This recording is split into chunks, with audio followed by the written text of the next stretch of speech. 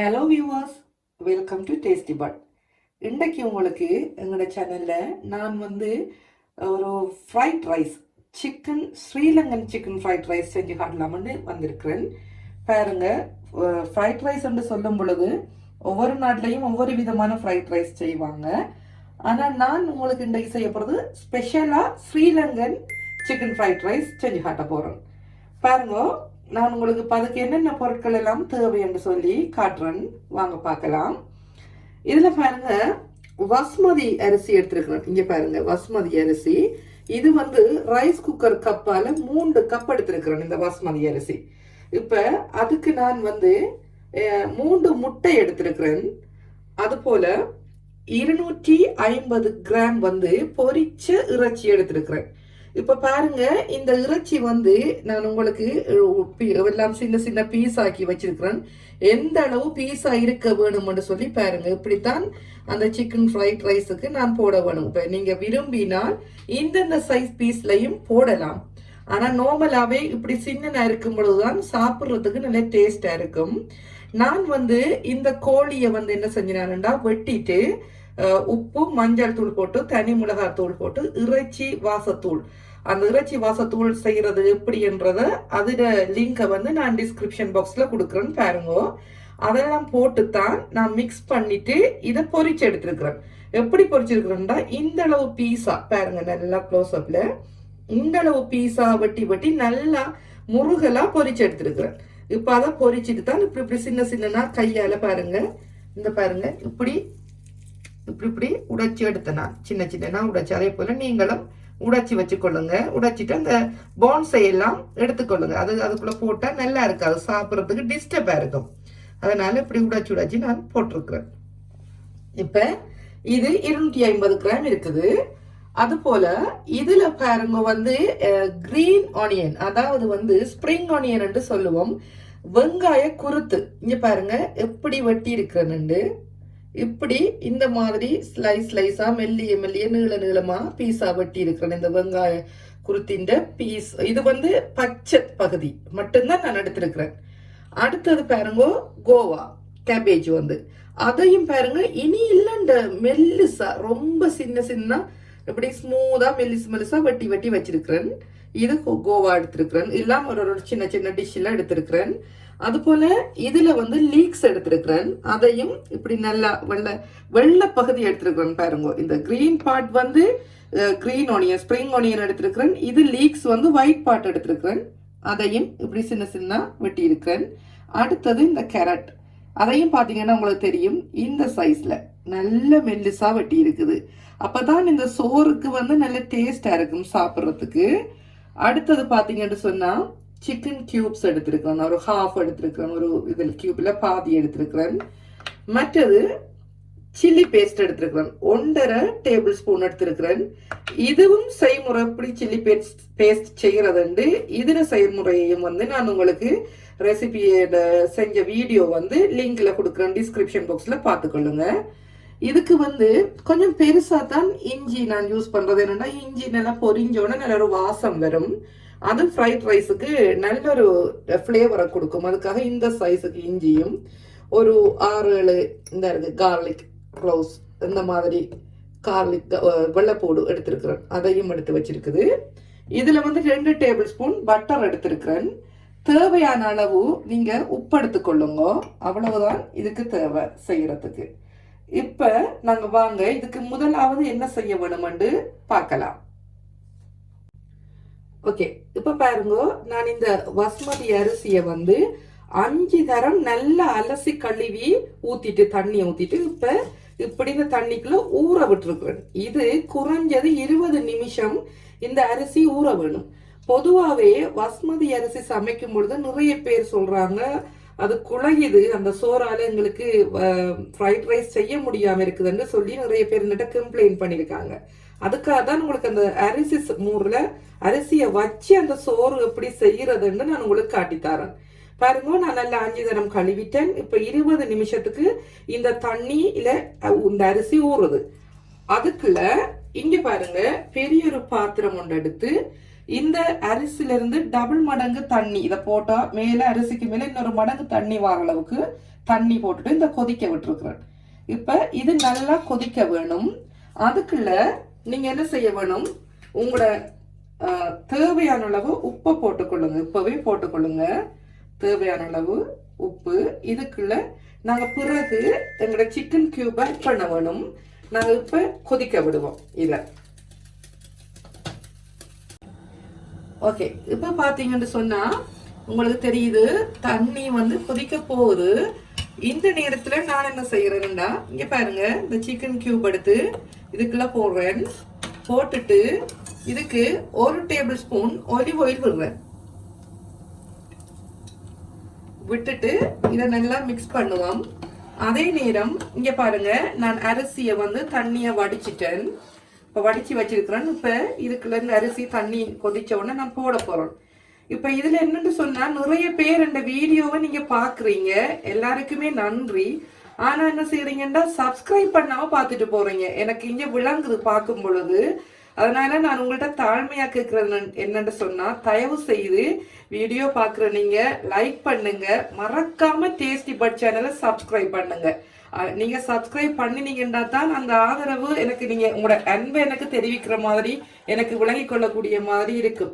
நான் பார்க்கும் பொழுது எனக்கு நிறைய வியூஸ் வருது, ஆனா சப்ஸ்கிரிப்ஷன்ன்றது எனக்கு அந்த அளவுக்கு வியூஸ் வர அளவுக்கு வருது இல்லை. அதுக்காக தான் நான் உங்கள்ட்ட தாழ்மையா இதை கேட்டுக்கொள்றேன். இப்ப நீங்க இந்த நேரத்துல உப்பு பார்க்க வேணும். ஓகே, இப்ப பாருங்க, நல்லா தண்ணி கொதிச்சிட்டுது. எங்களோட கியூப்ஸும் வந்து நல்லா கரைஞ்சிட்டுது. நீங்க கண்டிப்பா இந்த டைமுக்குள்ள உப்பை பார்த்து கொள்ள வேணும். நான் பார்த்துட்டேன், எனக்கு ஓகேயா இருக்குது. இப்ப நாங்க இந்த ரைஸ் எல்லாத்தையும் இதுக்குள்ள ஆட் பண்ண வேணும். ஆட் பண்ணி நல்லா மிக்ஸ் பண்ணி கொண்டே இருக்க வேணும். உடையாத அளவுக்கு ஸ்மூதா நாங்க இப்படி பாருங்க, இப்படி இப்படி செஞ்சு கொண்டே இருக்க வேணும். உடைய விடக்கூடாது. இந்த மாதிரி செஞ்சு எல்லா அரிசியும் போட்டுக்கொள்ளுங்க. ஓகே, இப்ப பாத்தீங்கன்னா நான் வந்து இப்படி ஒரு அகலமான ஒரு தட்டம் ஒன்று எடுத்து வச்சிருக்கிறேன். இங்கதான் நிறைய பேர் வந்து இந்த அரிசியில பிளவுறவங்க, சோறு குழஞ்சிட்டு பிளவுறவங்க. இது ஏன் இப்படி எடுத்து வச்சிருக்கிறோம்னா, இந்த அரிசியை நாங்க வடிச்சிட்டு எப்பவுமே பரப்பி தான் விட வேணும். இப்போ ஃப்ரைட் ரைஸ் செய்யறதுன்னு சொன்னா, அதை ஒரு குண்டாளமான பாத்திரத்துக்கு நீங்க போட்டீங்கன்னு சொன்னா, இந்த அரிசை எடுத்து அரிசி ஒன்றுக்கு மேல ஒன்று இருந்தா அதுல சூட்டுல அவிஞ்சிடும். அதுக்காக நான் என்ன செய்யறேன்னு சொன்னா, நல்ல பதமா வந்த உடனே நல்லா வடிச்சிட்டு இப்படி ஒரு தட்டையான பாத்திரத்துல பரப்பி விட்டீங்கன்னு சொன்னா அரிசி அவியாது, சரியான பதத்துல, உங்களுக்கு தேவையான பதத்துல அப்படியே இருக்கும். பிறகு நாங்க அதை எடுத்து ஃப்ரை பண்ணக்கல, ஃப்ரைட் ரைஸ் செய்யக்கல, அதை எடுத்து யூஸ் பண்ணக்கல, உங்களுக்கு எந்த வித பிரச்சனையுமே வராது. பாருங்க, நான் உங்களுக்கு இப்ப இதுல போடக்குள்ள காட்டுறேன் எப்படி செய்யறது. இப்ப பாருங்க, அரிசியை நீங்க இந்த பதத்துல இறக்கி கொள்ள வேணும். பாத்தீங்கன்னா தெரியும் உங்களுக்கு, உதிரி உதிரியா இருக்குது. இப்படி ஒரு அரிசி எடுத்து பாத்தீங்கன்னா அப்படி ஒத்தையா இருக்கும், நல்ல நீளமா வந்திருக்கும். இப்படி நசிஞ்சோடனே உடையிற மாதிரி இருக்கும். இப்ப நாங்க இதை இறக்கி கொள்வோம், இறக்கி வடிச்சு கொள்ளுவோம்.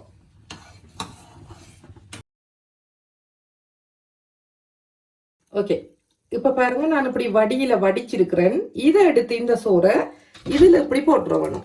போட்டுட்டு நல்லா பரப்பி விட்டுற வேணும். இப்படி நீங்க பரப்பி விட்டீங்கன்னா தான் உங்களோட சோறு வந்து ஒண்டொண்டா உங்களுக்கு வரும். இல்லைன்னு சொன்னா கட்டி ஆயிரும், அவிஞ்சிரும், நீங்க எதிர்பார்க்கிற அளவுக்கு உங்களுக்கு கிடைக்காது. இப்படி பரப்பி ஆவிய வெளியில போக விடுங்க. ஓகே, இப்ப பாருங்க, இந்த சோறெல்லாம் நாங்க பரப்பி வச்சிருந்தோம். எப்படி ஆறி உதிரி உதிரியா வந்துருச்சுன்னு சொல்லி பாருங்க. உங்களுக்கு நான் கையால காட்டுறேன் பாருங்க. இங்க பாருங்க எப்படி வந்திருக்குதுன்னு சொல்லி, நல்ல ஒத்தொத்தையா உதிரி உதிரியா வந்திருக்குது. இது வந்து நல்ல ஃபிளேவர்ட் ரைஸ். ஏன்னு சொன்னா, நாங்க வந்து அந்த சிக்கன் கியூப்ஸ் வந்து தண்ணிக்குள்ள போட்டோம் தானே, அதனால இந்த ரைஸ் வந்து சிக்கன் ஃப்ரைட் ரைஸ் அண்டபடியா நல்ல ஃபிளேவர்ஃபுல்லா இருக்குது. இப்ப இனி நாங்க இத ஃப்ரைட் ரைஸுக்கு யூஸ் பண்ண போறோம். அதுக்கு நான் பாருங்க, இந்த சட்டி அடுப்புல வச்சுட்டேன். இது நல்லா சூடாகட்டும். ஓகே, இப்ப பாருங்க, சட்டி சூடாயிட்டு நாங்க இப்ப முதலாவது இதுக்குள்ள பட்டர் ஆட் பண்ணுவோம். பட்டரை போட்டு நல்லா அது உருக்கி வரட்டும்.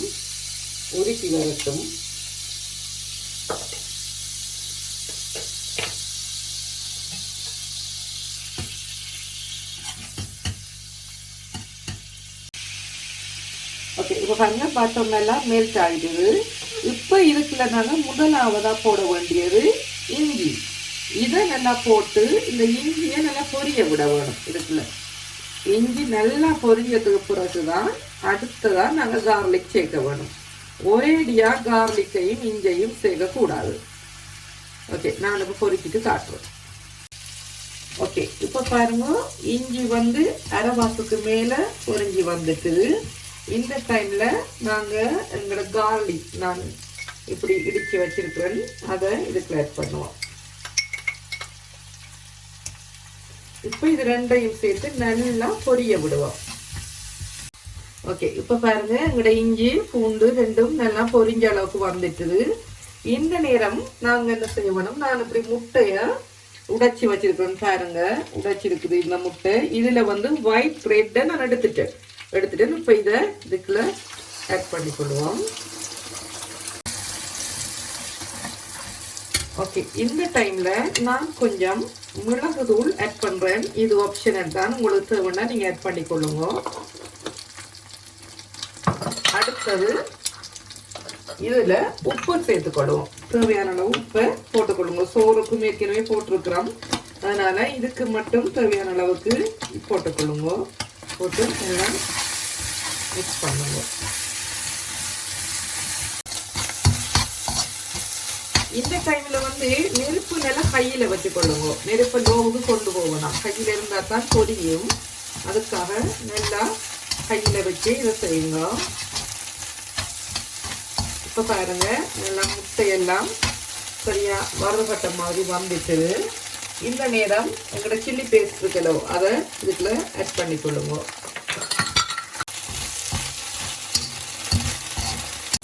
ஓகே, இந்த ஸ்டேஜில் பாருங்க முட்டையெல்லாம் வறுபட்ட அப்புறம் நாங்கள் சோறு எடுத்து இதுக்குள்ள போட்டுக்கொள்ளுவோம். இப்படி போட்டுட்டு கொஞ்சம் கொஞ்சமாக போட்டு நல்லா வறுத்துக்கொள்ள வேணும். சோறு நல்லா வறுபட வேணும். இப்படியே எல்லா சோறையும் போட்டு வறுத்துக்கொள்ளுங்க. ஓகே, இப்போ பாருங்க நான் எல்லா சோறையும் போட்டு இந்த முட்டையோட எல்லாம் மிக்ஸ் பண்ணிட்டேன். இப்போ இந்த ஸ்டேஜில் நாங்கள் என்ன செய்ய வேணும்னு சொன்னால் இந்த சிக்கன் பொரியல் எடுத்து இதுக்குள்ள ஆட் பண்ணிக்கொள்ள வேணும். ஆல்ரெடி பொரிச்சது தானே, அதனால தான் நான் அதை முதல்ல ஆட் பண்ண இல்லை. இப்போ இப்படி போட்டுட்டு ஆட் பண்ணி நல்லா மிக்ஸ் பண்ணுங்க. எல்லாத்தையும் மிக்ஸ் பண்ணுங்க.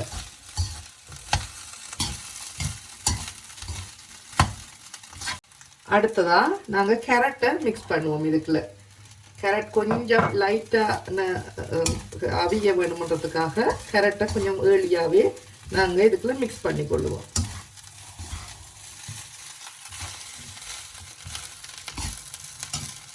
ஓகே, இப்போ பார்த்தீங்கன்னா கேரட் எல்லாம் நல்லா சோறோட மிக்ஸ் ஆகிட்டு நான் இப்போ லீக்ஸை வந்து ஆட் பண்ணுறேன் இதுக்குள்ள. இப்போ லீக்ஸையும் மிக்ஸ் பண்ணிட்டு நாங்கள் வருவோம்.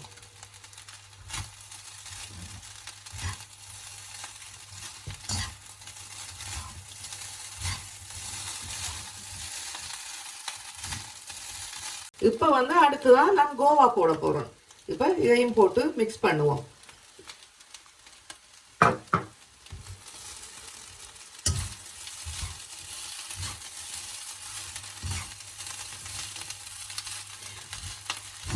இப்போ பாருங்க நான் எல்லா மரக்கறியும் இதுக்குள்ள போட்டுட்டேன். இந்த ஸ்ப்ரிங் ஆனியனை வந்து நாங்கள் கடைசியாக தான் போட வேணும். ஏனெண்டா நாங்கள் இந்த ஃப்ரைட் ரைஸ்க்கு வெங்காயம் போடுறதில்லை. அப்போ இதில் இருக்கிற வெங்காயத்தில் அந்த ஃப்ளேவர் தான் இதுக்கு வரும். அதுக்காக தான் இந்த கடைசியில் போடுறது. இத்தனையுமே நான் வந்து ஹை ஃப்ளேமில் தான் வச்சு செய்கிறேன் அடுப்பு. அதே மாதிரி நீங்கள் ஹை ஃப்ளேமில் தான் வச்சு செய்யுங்க. அப்போ தான் இந்த ரைஸ் வந்து நல்லா ஃப்ரை ஆகி உங்களுக்கு வரும். இப்போ இதையும் நாங்கள் நல்லா மிக்ஸ் பண்ணுவோம்.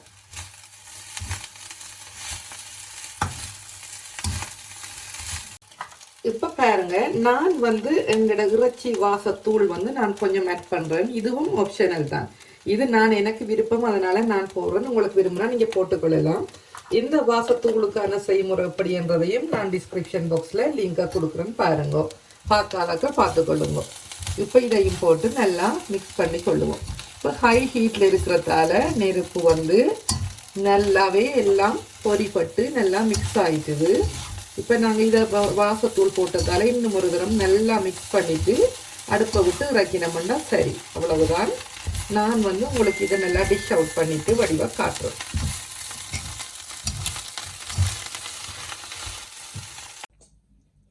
ஓகே ஃப்ரெண்ட்ஸ், இப்போ பாருங்க எங்களோட ஃப்ரைட் ரைஸ் வந்து ரெடி ஆயிட்டு நான் உங்களுக்கு இதை வடிவா ஸ்பூன் நான் எடுத்து காட்டுன்னு பாருங்க. இங்கே பாருங்க எப்படி உதிரி உதிரியாக வந்திருக்குதுன்ட்டு பாருங்க. சோறு ஒன்றோடு ஒன்று ஒட்டாமல் அழகாக உதிரி உதிரியாக வந்திருக்குது.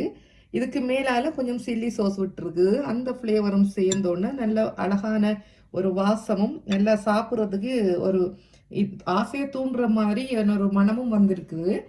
நீங்கள் இந்த வீடியோவை பார்த்துட்டு ஃபுல்லாக செஞ்சு பாருங்க. செஞ்சு பார்த்துட்டு எனக்கு கமெண்ட்ஸில் சொல்லுங்கள் எப்படி வந்துச்சுன்னு சொல்லி. நார்மலாகவே இதுக்கு வேறு சைட் டிஷ் ஒன்றும் பெருசாக ஒன்றும் வச்சு சாப்பிட வேண்டிய அவசியம் இல்லை. எல்லாமே வெஜிடபிள்ஸ் எல்லாம் போட்டிருக்கோம், முட்டை போட்டிருக்கோம், இறைச்சி பொரிச்சு போட்டிருக்கோம். தேவைன்னா நீங்கள் வேணுமான நாட்கள் அதை போட்டு வேறு அடிஷ்னல் டிஷ்ஷை செஞ்சு சாப்பிட்டுக்கொள்ளுங்க வச்சு. இப்போ நான் இன்றைக்கு இதோட மட்டும்தான் சும்மா சர்வ் பண்ண போகிறேன். இப்போ நீங்கள் இந்த வீடியோ எல்லாம் பார்த்துட்டு எனக்கு எப்படி இருந்துச்சு என்று சொல்லி கண்டிப்பாக எனக்கு உங்களோட கருத்தை நீங்கள் சொல்லுங்கள். வீடியோ பிடிச்சிருந்தா லைக் பண்ணுங்கள், ஷேர் பண்ணுங்கள், மறக்காமல் டேஸ்டி பட் சேனலை சப்ஸ்கிரைப் பண்ணுங்கள்.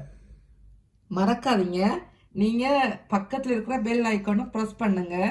ப்ரெஸ் பண்ணி அதை ஆல் என்ற ஆப்ஷனை கொடுங்க. அப்போ தான் நான் போடுற வீடியோக்கள் உங்களுக்கு உடனுக்குடனே எல்லாம் வரக்கூடிய மாதிரி இருக்கும். எனிவே வீடியோ பார்த்த எல்லாருக்குமே ரொம்ப நன்றி. திரும்பவுமாய் உங்களை நான் வந்து ஒரு புதிய டிஷ்ஷோட சந்திக்கிறேன். அது மட்டும் இல்லை, உங்களுக்கு ஏதும் தேவைன்னு சொன்னால் நான் புதுசாக செஞ்சு காட்ட வேணுமென்னா நீங்கள் கமெண்ட்ஸில் என்னட்ட கேளுங்க. நான் கண்டிப்பாக உங்களுக்கு அதுக்கு அவைலபிளாக தான் இருக்கிறேன். எனிவே தேங்க்யூ ஃபார் வாட்சிங்.